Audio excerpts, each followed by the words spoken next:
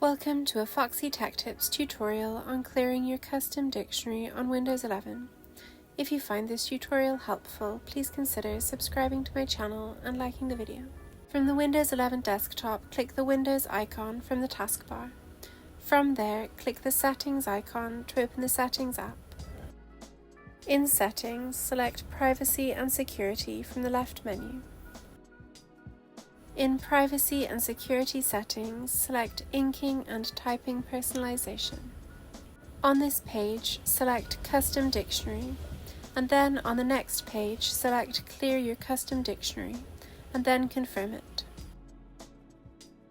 Your dictionary will now be cleared. And that draws an end to this tutorial. Please like the video if you found it helpful and subscribe to Foxy Tech Tips for more Windows 11 tips and tricks.